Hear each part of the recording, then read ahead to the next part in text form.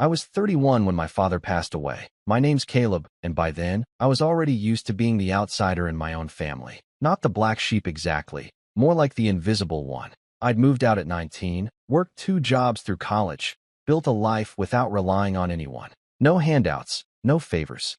That was the unspoken rule between me and my family. I don't ask, they don't offer. And it worked for a while. I got used to the distance, the quiet holidays, the forgotten birthdays. But when Dad died, something shifted. And that's when everything started unraveling. My dad was a quiet man. Private, composed, rarely emotional. He wasn't cold, just efficient. The kind of father who didn't say much, but remembered everything. When I was 13, he taught me how to balance a checkbook before he ever tossed me a football. He never raised his voice, never made grand gestures, but he always followed through on his word. I respected him for that. And I think, in his own reserved way, he respected me back. My older sister, Denise, was the complete opposite. For years older, loud, dramatic, always center stage. She had that magnetic kind of charm that sucked all the air out of a room. And growing up, I used to think she was incredible. The way she could get people to do what she wanted. It was like a superpower. Teachers adored her. Family friends bent over backwards for her. My parents, though they tried to hide it, definitely had a soft spot. She could crash a car and somehow come out of it with a new one. I scraped my knee and got handed a first aid kit. You get the idea. Denise married young, to a guy named Trent, who worked in finance. Or at least that's what he told everyone. I always got the sense he was one of those men who talked in buzzwords but never actually did anything. His handshake was limp. His compliments, forced. He reminded me of a salesman who thought he was selling yachts when really, he was peddling used office chairs. But again, Denise had that pull. She could make anyone believe she was doing you a favor just by showing up. I wasn't close to either of them. They lived in the same town, just 15 minutes away from Dad's place, while I lived 3 states over, in a quiet little city where nobody knew my last name. But I always stayed in touch with Dad, not in a flashy, constant updates kind of way, more like clockwork. A Sunday morning call every other week. A birthday card. A visit twice a year, always on his terms. We had an understanding. He knew I didn't care for small talk, and I knew he appreciated not being fussed over. It worked for us. So when I got the call from Denise, of all people, on a rainy Tuesday morning, I knew it wasn't good. I was halfway through a client meeting when my phone buzzed, her name lighting up the screen. I let it ring out the first time. Then again, the third time, I stepped out into the hall and picked up. Her voice was flat. Caleb, he's gone. Dad passed in his sleep last night.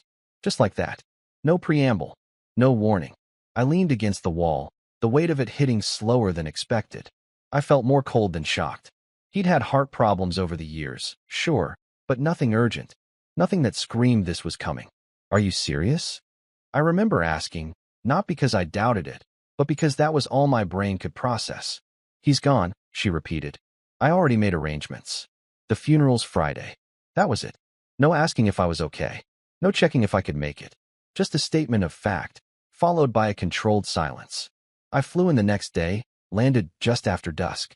Denise didn't pick me up. I didn't expect her to, but still, it stung a little. The funeral was sterile, efficient, just like Dad would have wanted, I guess. No long-winded speeches. No slideshow of memories.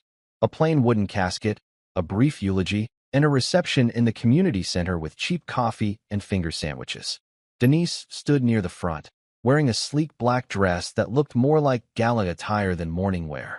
Trent hovered beside her like an accessory she forgot to leave at home. I stayed near the back. A few people nodded at me, unsure who I was. One of Dad's old co-workers came over and patted my shoulder. He spoke highly of you, you know, he said. Said you were the only one who really listened. That hit me harder than the funeral itself. Because my dad, he didn't say things lightly. He never wasted words. If he said that, he meant it. Afterward, Denise didn't say much to me. Just a nod in my direction, like I was some distant cousin who'd barely earned a seat. We didn't talk until 2 days later, when I showed up at Dad's house to help clean up, sort some paperwork, just be useful. She was already there, sitting at the dining room table with Trent and some guy in a blazer who looked like he'd sell you life insurance and forget your name the next day. When I stepped in, she looked up. Cold. That's the only word I can use. Not angry. Not sad. Just ice. You didn't have to come, she said flatly. It's still Dad's house, I replied. Thought I could help. Trent chuckled under his breath. I ignored him. Denise glanced at the man next to her. This is Richard, our family's estate attorney. We were just going over some details. I raised an eyebrow. Our families? Since when? She didn't answer. Just gave me that look. The one she'd perfected over the years. Condescending. Slightly amused. Like I was a child who wandered into an adult conversation. I let it go. I wasn't there to argue. I figured maybe she was trying to stay in control because it made her feel secure. Dad had just died, after all. Emotions were strange things. Grief could twist even the sanest person into something unfamiliar. But the next few days proved it wasn't just grief. It was entitlement. Denise started taking over, declaring things, making choices without asking anyone, least of all me. She spoke with the confidence of someone who'd already decided the house was hers, that the car was hers, that the bank accounts, the furniture, even Dad's old coin collection, all of it was somehow destined to be part of her inheritance. I kept quiet for the most part, just observed, took notes. I stayed in Dad's guest room while she drove back to her house every night. One morning, I came downstairs and found her rummaging through his desk drawers. You looking for something? I asked. She didn't even glance at me. Important documents. Richard said we'll need the original deed for the house. I said slowly. She snapped the drawer shut and turned to face me. Don't make this difficult, Caleb. I've handled everything. The funeral, the expenses, the logistics. The least you can do is not get in the way. It wasn't just what she said, it was how she said it. Like I was a burden. An afterthought. Like my presence was an inconvenience to her master plan. That was the first real flicker of anger I felt. But I didn't bite. Instead, I waited. I waited until the next day, when she came over again. This time with a manila folder tucked under her arm and a smug little smile on her lips. I was standing in the kitchen pouring coffee when she dropped it on the counter. I thought I'd be nice and tell you in person, she said. There's a will reading scheduled for Saturday. But you're not coming. I paused, mug halfway to my lips. Excuse me. She leaned in, her voice low. Cold. You're not coming to the will reading. It's better you stay out of this. I stared at her for a long second, the words slow to sink in. And who decided that? Me, she said simply. It's family only. People who actually mattered to Dad. You disappeared for years. You can't just show up now and expect. I didn't let her finish. I nodded once. Then, without a word, I pulled out my phone, walked to the front porch, and called my lawyer. Because here's the thing Denise didn't know. Dad had written a new will. And in it, I inherited everything. I didn't tell her that, of course. Not yet. But I would. Soon. And when they found out, the screaming didn't stop for hours. The funny thing about silence is how loud it gets when you're waiting for it to end. That entire week, after Denise told me to stay away from the will reading, I didn't say a word. Not to her. Not to Trent. Not to Richard, the supposed family attorney. I stayed quiet, calm, observant. I kept sipping my coffee in the mornings, kept helping myself to toast and eggs, kept walking through Dad's house like I belonged there, because I did. But deep inside, something had snapped. Not in a loud, fiery explosion. More like the final click of a lock turning. I realized, fully and completely, that Denise never saw me as part of this family. Not really. And she never had. I spent that week packing up Dad's books, his old hardcovers, most of them still with his notes scribbled in the margins. Philosophy, economics, classic fiction. Things we used to talk about during those rare moments when life slowed down. He was a minimalist in every other area of his life, but books were sacred. I handled each one carefully, dusted them off, and boxed them according to his old system. Denise never once offered to help. She only came by to dig through drawers, scan receipts, or sit on the couch with her laptop while making calls about liquidating assets. Do you need any of this old furniture? She asked one day, standing in the living room with her phone to her ear and a disinterested wave toward the coffee table. I'm thinking of just calling a junk service to clear it out. I glanced up from a stack of photo albums. That coffee table is solid cherry. Dad built it when he was 20. She blinked. Really? Huh. Well, it's not my style. That was the moment I realized she didn't know him at all. Not really. She knew of him. Knew his routines, his bank account balance, his Netflix password. But she didn't know how he thought. What he loved. The things he built with his hands. The small rituals he kept. The man who woke up every Sunday and made exactly 1 cup of tea, sat on the porch for 20 minutes, then read 2 chapters of whatever book was on his nightstand. That man was invisible to her. She saw only what she could cash out. I let it slide. Again, because I wasn't ready yet. Not until Saturday. Friday night rolled around, and I got an email from Richard. Short and polite, but dripping with passive aggression. Caleb, as per your sister's request, the reading of Mr. Hughes tomorrow will be a private event at their residence. We appreciate your understanding and discretion during this time. No address. No time. Nothing. I stared at the screen for a full minute. Then I forwarded it to my lawyer, Miles, with a simple note. Just as expected. Let's proceed. That night, I couldn't sleep. I laid in Dad's guest room, staring up at the ceiling fan as it spun slow circles, and thought about everything that had led up to this. Childhood birthdays where Denise got a new bike and I got socks. Christmas mornings where she opened 5 gifts while mine came from the dollar aisle. Report cards I brought home with straight A's and a quiet nod, while she got a B- in drama, and the whole family went out for pizza. I told myself for years it didn't matter, that I didn't need validation, that being the underdog made me stronger. But the truth is, it wears you down. Little by little, it chips away at you. You start believing the story they've written for you, that you're less, that you don't matter as much, that you're only useful when they say so. And now, even in death, they were trying to write me out. Saturday morning, I dressed in a navy button-up and slacks, combed my hair, and stood in the mirror for a long while. It felt like gearing up for a job interview I already knew I'd won. Not because I deserved it more, but because I was finally ready to stop playing the background character in my own story. At exactly 10 a.m., while Denise was preparing cheese platters and wine glasses for what she probably assumed would be a quiet victory lap, my lawyer arrived at Dad's house.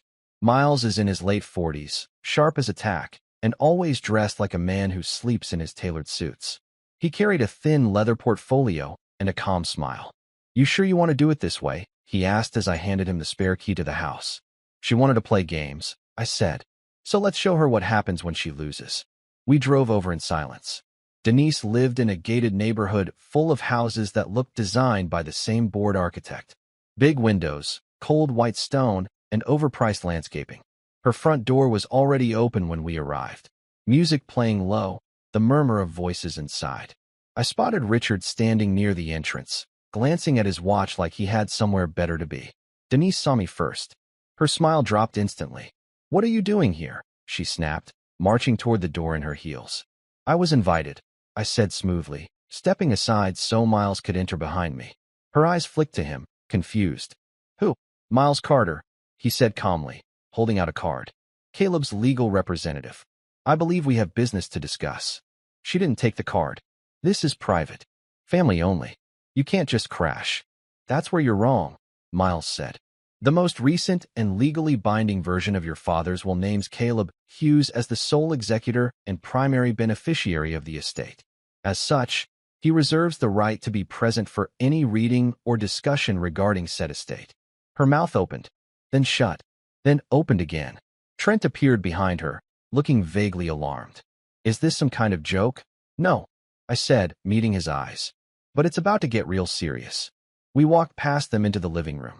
The guests, mostly Denise's friends and a couple of distant cousins, fell silent as we entered. Richard looked confused but tried to maintain composure. I wasn't aware there was another version of the will, he said. Miles opened his portfolio. Filed and notarized 3 months ago. Dated, witnessed, and updated with full legal compliance. Would you like a copy? Denise spun on me. What is this? Some last-minute trick? He wouldn't do that without telling me. I looked at her, and for the first time in years, I didn't feel small. I didn't feel like the forgotten younger brother. I felt steady. He did tell me. I said quietly. He asked me to fly in, remember? 2 months ago. You said you were too busy to join. I could see her mind racing, replaying that moment. She'd brushed him off. I remembered Dad's words then, the last time I saw him. You don't have to fight her, Caleb. Just stand still long enough, and she'll trip over her own ego. The will was read aloud, clause by clause, and with every word, Denise's face drained of color. Dad had left everything, his savings, the house, his assets, even the vintage watch he wore every day, to me. There was a separate note about her. A polite but unmistakably firm paragraph. To Denise, I leave the lessons she refused to learn. I trust she'll find them useful someday. She stood frozen as Richard finished. Nobody spoke. Even Trent looked like he'd just been slapped with a briefcase. Finally, Denise turned to me, her voice low and shaking. You manipulated him. You always knew how to twist things. That's why you disappeared for years. You were waiting to swoop in. I tilted my head. I didn't disappear. I just stopped coming around when I realized I was only invited when you needed something to brag about. Her voice rose. This was supposed to be my house. I was here every weekend. I took care of him. No, you dropped in to remind him you existed when you wanted something. There's a difference. She stepped forward. You don't deserve any of this. And that's when the moment came. The breaking point. The betrayal I never saw coming. She looked around the room, eyes wild now, and then, loud enough for everyone to hear, she hissed, he wasn't even Dad's real son. The room went dead silent. My stomach dropped. She kept going. He was adopted. You all knew that, right? No. Guess it didn't come up at brunch. Dad took him in when he was 5. You think he's some blood relative? He's not even a Hughes. I felt like I'd been punched in the chest. That was the card she played. The one she saved for last. Miles, to his credit, didn't even flinch. But I just stood there, stunned. I hadn't known. Not officially. Not really. I'd always wondered, sure. There were whispers when I was a kid, and the lack of baby photos, and how our coloring never quite matched. But Dad never treated me like I was anything less than his son. Not once. And now Denise had weaponized it. She wasn't just trying to win anymore. She wanted to destroy. That's when the room erupted. I don't remember what happened in the moments immediately after she said it. The words didn't land like a punch. They landed like silence, deafening, thick, suffocating. Like the room had been drained of air, and suddenly everyone was staring at me as if I had transformed into something else. Not Caleb, not the son of the man we were all mourning, but an interloper.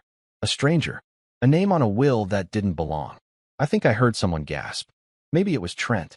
Or one of Denise's friends whispering something like, "Oh my God." Miles stepped forward, gently touched my elbow, but I was frozen. Not angry. Not embarrassed. Just hollow. She said it again, like she wanted it to echo. He's not even his real son. Dad adopted him when he was 5. Ask anyone. My mom didn't want him, but Dad insisted. It was charity. Nothing more. Charity. I don't even remember leaving.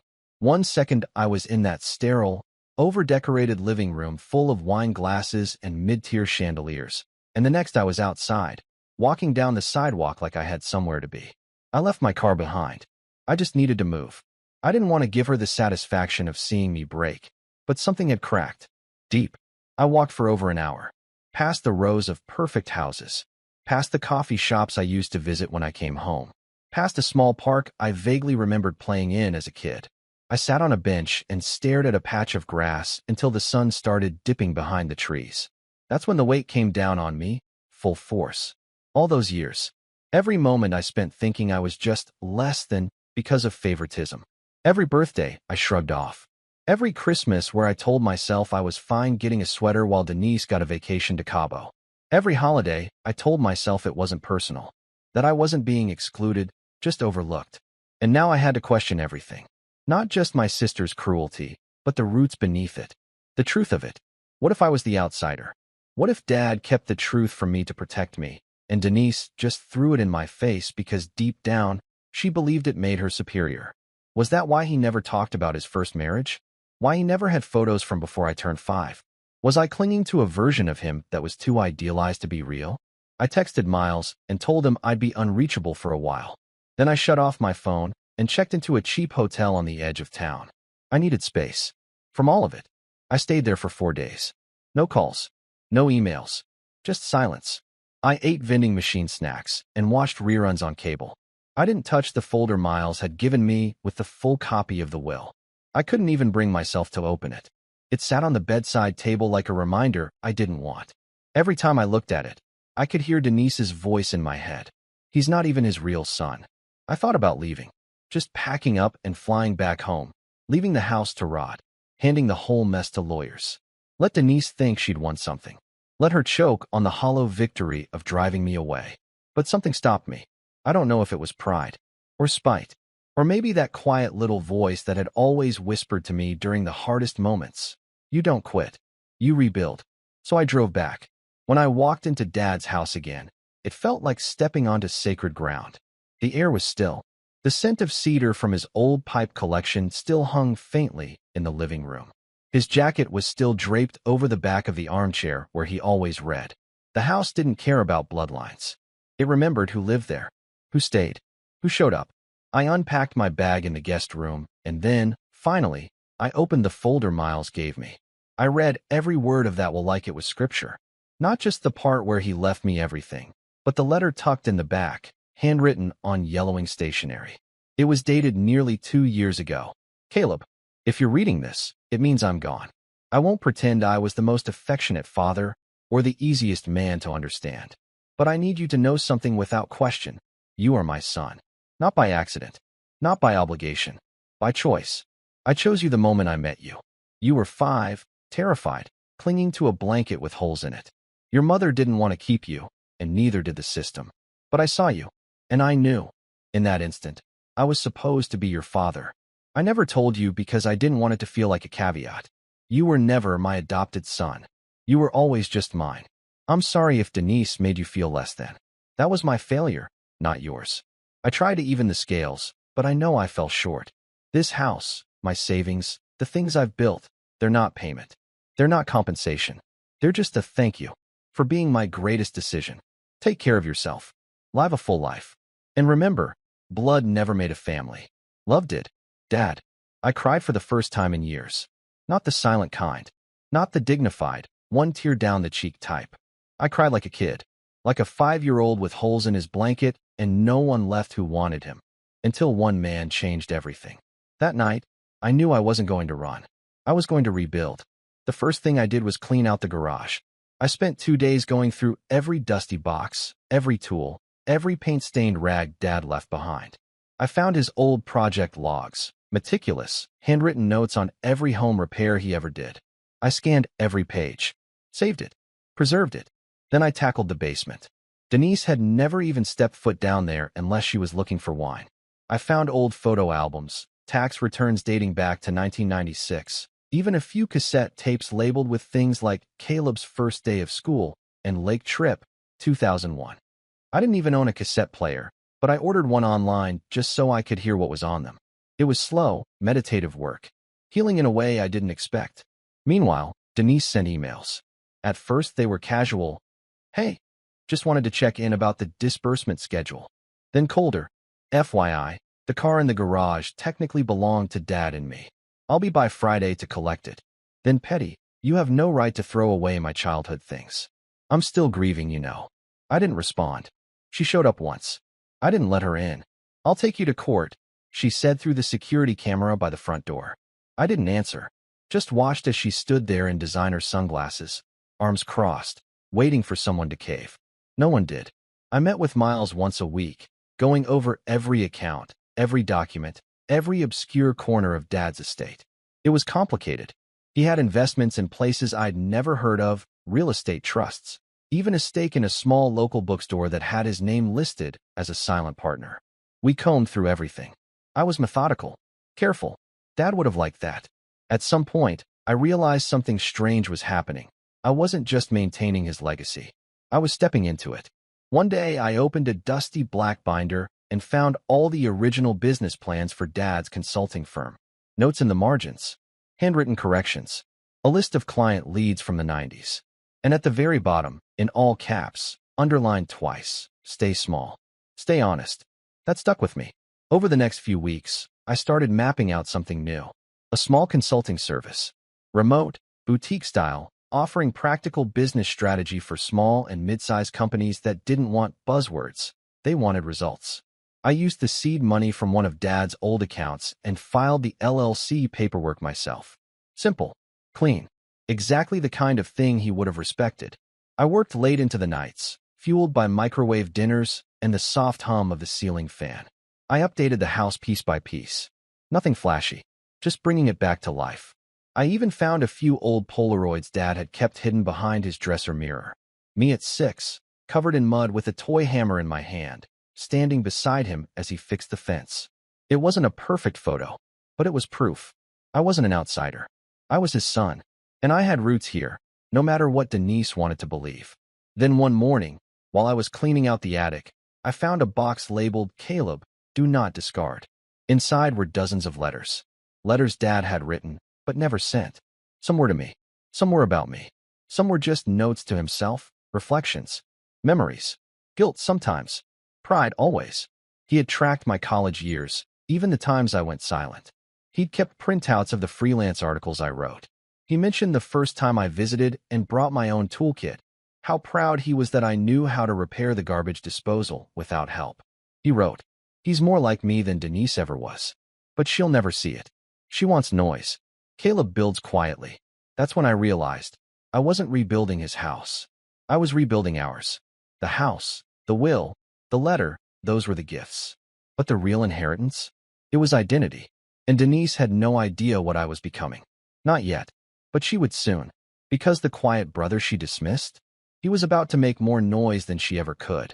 There's a moment in every revenge story, usually right before the storm hits, when the air goes still. Not because the chaos has ended, but because the pieces are finally falling into place. That's where I was. Not angry, not hurt, just clear. I had been back in the house for over a month. The dust had settled, at least on the surface. Denise hadn't shown up again in person, though her emails had taken on a new flavor. Desperation laced with faux civility. There was no apology for what she'd said at the will reading. No acknowledgement of the bomb she dropped. Just carefully worded attempts to regain access to what she thought she was owed. "Hi, Caleb. I understand you're still processing everything, but I'd really appreciate it if we could talk about Dad's car and the equity in the house. I think it's only fair I receive a portion of the inheritance."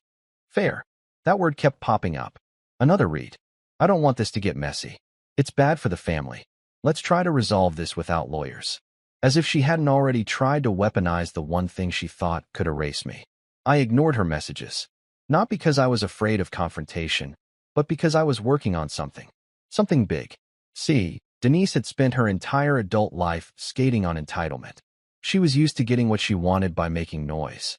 Crying in the right boardroom. Throwing the right tantrum in front of the right uncle. But what she wasn't used to was someone playing a longer game. A quieter one. And that's exactly what I planned to do. The first thing I did was sit down with Miles and go over the fine print in the will, line by line. I needed to know every detail. Every clause. Every potential point of leverage. "I want to be prepared," I told him.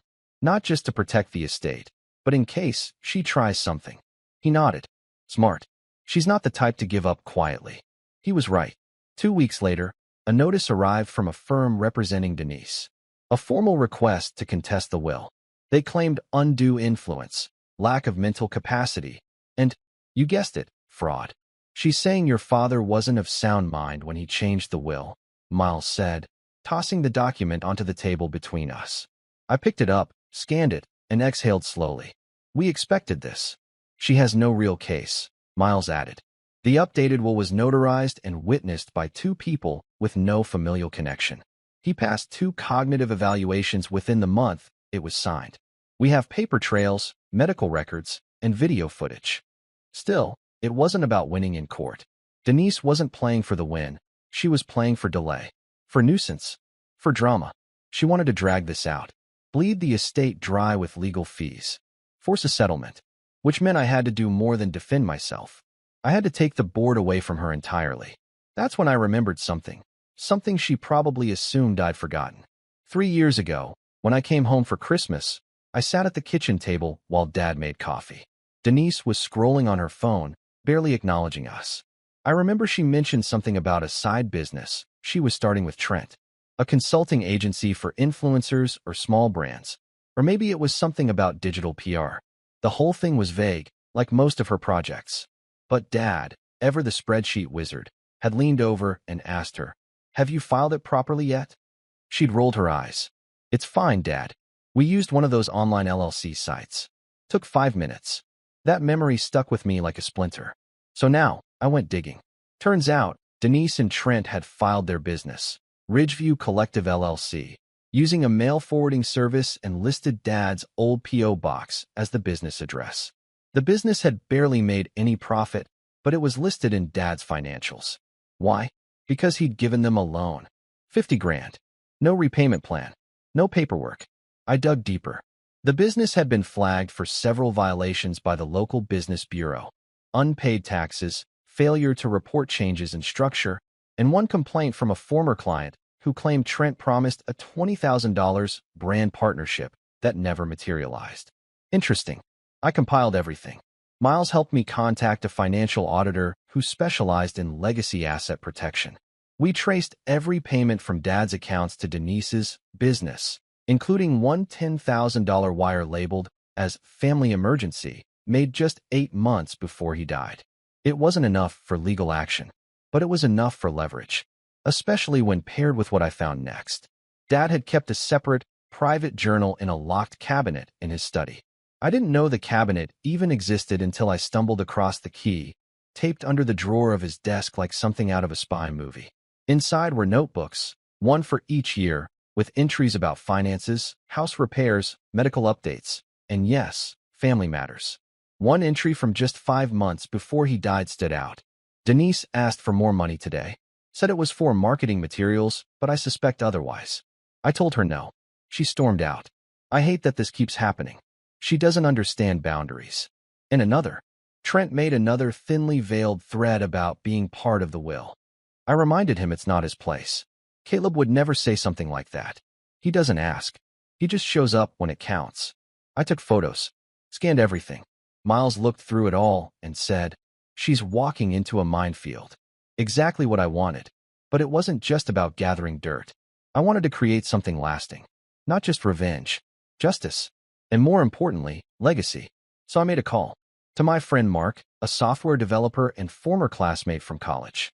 I'd helped him with a business pitch a few years back when he was starting a small productivity app. In return, he owed me a favor. I asked him to help me build something. A website. Nothing fancy, just clean, simple, and true. It was called the Hughes Foundation, a nonprofit dedicated to helping young adults who had aged out of foster care but didn't have a support system. Mentorships, grants, housing stipends. I started small, used part of the inheritance to fund the first phase. Mark helped me set up a donor page and back-end system.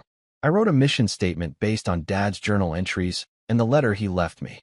"You were 5, terrified, clinging to a blanket with holes in it."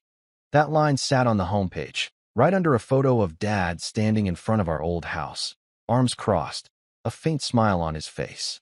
The caption read, "This house built more than walls. It built a second chance." I shared it with a few people in the community, teachers Dad had known, the local librarian who always talked to him about books. They loved it. One even offered to hold a fundraiser. Word spread. And then, something surprising happened. I got an email from Richard. Yes, that Richard. The estate attorney who had been Denise's mouthpiece at the will reading. He'd heard about the foundation, visited the website, and asked if we could meet. "I knew your father for over a decade," he said when we sat down for coffee. "I've seen a lot of beneficiaries squander their inheritances. But what you're doing, it's what he would have wanted." We talked for an hour. At the end, he said, "Off the record, Denise is panicking. She thought you'd cash out and vanish. She didn't expect this." I smiled. She never expects anything unless it benefits her. Then I asked him a question, one that had been sitting in the back of my mind for weeks. "Do you know if Denise ever tried to push Dad to change the will before he died?" He hesitated. Then he nodded. "She asked me to draft an early revision. Wanted to split everything 50-50. Your father declined. Politely but firmly. That was about 6 months before he passed. 6 months. Right before she came asking for that marketing loan. It was all fitting together now. And the final piece? That came when Miles forwarded me a video clip from Dad's home surveillance system. A backup drive I hadn't reviewed yet. The footage showed Denise and Trent in the kitchen 6 months before Dad passed, talking quietly while Dad was in the living room. "Trent, just bring up the will. You keep dancing around it. Denise, he's not ready. And if Caleb finds out. Trent, he's a ghost. He won't know anything until it's too late. Denise, we just need to make sure I'm in the paperwork. Then we're good." I saved the clip. Then I started planning the final act. I called Miles. "I want to bring her in," I said. "You sure you're ready?" I smiled. "Oh, I've never been more ready. The thing about revenge is that if you rush it, it feels hollow. Too fast, and it becomes petty. But if you take your time, if you build it piece by piece, brick by brick, it becomes something else entirely. Justice, maybe. Or closure. Or just the calm satisfaction of knowing you didn't have to scream to win. You just had to stand still while the other side collapsed under the weight of their own greed. I waited until everything was ready. Every document reviewed, every account closed, every legal string tied off with a bow. Denise's contest to the will had officially failed. The court dismissed it faster than I expected. Miles called it a laughable attempt, citing our overwhelming documentation, medical reports, notarized statements, and Dad's own detailed journals. Denise's lawyers tried to stall, filing motions and appeals, but all it did was rack up her legal fees. When the final judgment came through, I didn't say a word. Instead, I invited her to lunch. Neutral territory, an upscale cafe halfway between her side of town and mine. I called it a peace offering. She took the bait instantly, showed up in a new designer coat and oversized sunglasses, as if she were walking into a paparazzi shoot. "Nice of you to finally come to your senses," she said as she sat down. "I assume you've realized this isn't worth dragging out." I smiled. "Actually, I've realized it's worth finishing properly." I placed a folder on the table. Inside was a settlement agreement drafted by Miles. It wasn't for her benefit, it was a trap. I wanted her to see what she could have gotten. The language was generous. A courtesy disbursement of $150,000 to acknowledge the emotional labor provided by the deceased's daughter. No admission of wrongdoing. No formal inheritance. Just a token gesture. She flipped through the pages and smirked. "I knew you'd come around," she said. "Honestly, this is the least you could do." "You're right," I said. "It is the least I could do." She didn't catch the double meaning. I leaned forward. "But there's a catch." Her eyes narrowed. "You have to sign it now," I said. "No edits. No delays. You sign this, and you waive any further claim to the estate. Forever. Including Ridgeview Collective and the loans Dad made to you." She laughed. "Please. You think I care about that fake business?" I opened my bag and pulled out a second folder. This one was much thicker. "Funny you say that," I said, sliding it across the table. "Because your business just became very real to the IRS." She stopped smiling. Inside were copies of the business filings, the unpaid tax reports, the flag violations, and most damning of all, the financial trail showing Dad's loans being funneled into personal expenses, spa weekends, handbags, a failed NFT purchase, and a lease on a BMW registered under Trent's name. "I'm guessing you didn't report these as income," I said, "which makes them taxable and fraudulent. And, if I press the issue, criminal." "You wouldn't dare," she hissed, voice low now. "I wouldn't have to," I replied calmly. "I'd just hand the file to the auditor I hired. He's already flagged your business for irregularities. All it takes is one letter. One email." She sat back in her chair, mouth tightening. "You set me up." "No," I said. "You set yourself up. I just paid attention." She looked at the settlement offer again, then at me. "You want to destroy me over money?" I shook my head. "It's not about the money, Denise. You already lost that fight. This is about the lie you told, the one you used to try to erase me." Her expression flickered. Guilt? Doubt? Maybe. But it passed quickly, replaced by the same sneer she'd worn since we were kids. "He wasn't your real father," she said, like she needed to believe it. "He was the only real parent either of us had," I said. "And he chose me. You just took him for granted." The waitress arrived just then, oblivious to the emotional minefield she'd wandered into. I waved her off politely, and when she was gone, Denise stood up. "I'll think about it," she said. "No," I replied. "You won't." She froze. "Because this offer expires in 24 hours. After that, I'm done playing nice. And you can explain everything. To the IRS, to Trent, and to everyone who donated to your last branding seminar." I picked up the folder of evidence and tucked it away. "Your move." She left without another word. Later that night, I got an email from her personal account. No greeting. No sign-off. Just 2 words. I signed. And attached a PDF of the agreement. Initialed. Stamped. Final. I forwarded it to Miles, and then sat on the porch with a glass of wine. For the first time in what felt like years, I felt the tension in my chest unwind. Not because I'd won, but because I didn't let her rewrite the ending. But there was one last piece to place. 2 weeks later, I sent Denise a link to the Hughes Foundation's launch page. The first public fundraiser had gone live. We'd already raised nearly $50,000 in private donations. Our goal was to buy a property and convert it into transitional housing for foster kids aging out of the system. On the site, there was a section titled Our Story. It included a photo of me and Dad, one of the few we had together. I was maybe 6. He was crouched beside me, one hand on my shoulder, both of us squinting into the sun. The caption read, "He gave me a home, so I built one for others." Denise never responded to the email. I didn't expect her to. Trent, on the other hand, did. He sent me a DM on LinkedIn of all places. "Respect. Didn't think you had it in you." I didn't respond to that either, because I didn't need to. The revenge was never about theatrics. It was about clarity, power without shouting, proof without pleading. Dad used to say, "If you want people to hear you, speak less. Let your actions echo." And they did. The house stayed mine. The business grew.